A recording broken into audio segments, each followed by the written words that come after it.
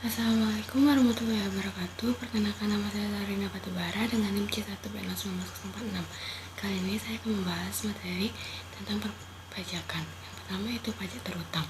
Adalah pajak yang harus dibayar pada suatu saat dalam masa pajak, dalam tahun pajak atau bagian tahun pajak sesuai ketentuan perundang-undang perpajakan yang berlaku.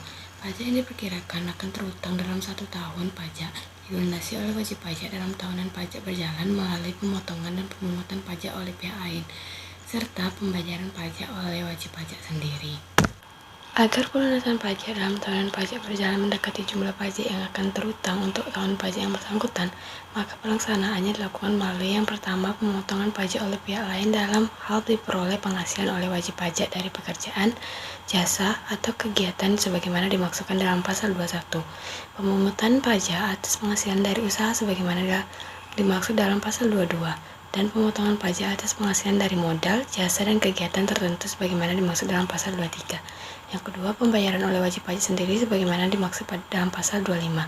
Pelunasan pajak sebagaimana dimaksudkan dilakukan untuk setiap bulan atau masa lain yang ditetapkan oleh Menteri Keuangan. Pada dasarnya, pelunasan pajak dalam tahun berjalan dilakukan untuk setiap bulan. Namun, Menteri Keuangan dapat menentukan masa lain seperti saat dilakukan transaksi atau saat diterima atau diperolehnya penghasilan, sehingga pelunasan pajak dalam tahun berjalan dapat dilaksanakan dengan baik. Sistem pemungutan pajak adalah suatu cara yang dipakai untuk menghitung besarnya pajak yang perlu dibayarkan oleh wajib pajak kepada negara. Dengan kata lain, sistem ini menjadi metode untuk mengelola utang pajak yang bersangkutan agar dapat masuk ke kas negara. Sistem pemungutan pajak sendiri diatur dalam Undang-Undang Nomor 10 Tahun 1994 dengan pembahasan dan aturan segala hal yang terkait dalam subjek maupun objek pajak. Indonesia memiliki 3 sistem yang berlaku untuk melengkapannya. Mari ulas satu persatu ketiga metode tersebut. Yang pertama, self-assessment system adalah sistem pemungutan yang membebankan penentuan besaran pajak yang harus dibayarkan oleh wajib pajak yang bersangkutan secara mandiri. Berarti wajib pajak berperan aktif dalam perhitungan pembayaran serta pelaporan pajak ke kantor pelayanan pajak atau KPP atau dengan sistem administrasi online resmi dari pemerintah. Contoh sistem pemungutan pajak dari self-assessment system yakini jenis pajak, PPN, serta PPh. Sistem pemungutan yang telah berlaku sejak masa reformasi yaitu 1983. Hingga saat ini yang berlaku untuk jenis pusat pajak.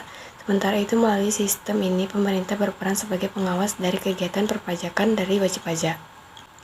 Yang kedua yaitu official assessment system adalah sistem pemungutan pajak yang membebankan wewenang dalam penentuan besar pajak terutang fiskus maupun aparat perpajakan sebagai pemungutan pajak. Dengan sistem official assessment, wajib pajak memiliki sifat pasif dan pajak terutang pun ada ketika fiskus mengeluarkan surat ketetapan pajak. Contoh sistem pemungutan pajak yang satu ini yakini dalam pelunasan pajak bumi bangunan atau PBB maupun jenis pajak daerah lainnya. Hal tersebut karena kegiatan membayar PBB, KPP menjadi pihak yang menerbitkan surat ketetapan pajak yang berisikan besaran PBB terutang di setiap tahun. Dengan demikian, wajib pajak tak perlu lagi melakukan perhitungan pajak terutang. Wajib pajak hanya perlu melunasi PBB dengan jumlah yang sesuai dengan surat pembayaran pajak terutang atas SPPT yang diterbitkan oleh KPP tempat objek pajak terdaftar. Yang terakhir yaitu withholding system adalah sistem pemungutan yang memberikan otoritas kepada pihak ketiga dalam penentuan besaran pajak terutang wajib pajak. Pihak ketiga yang dimaksud bukan berasal dari pemerintah maupun wajib pajak yang bersangkutan.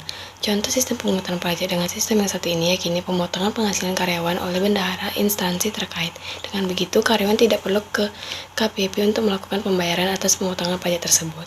Sekian presentasi dari saya. Apabila ada kesalahan kata, saya mohon maaf. Wassalamualaikum warahmatullahi wabarakatuh.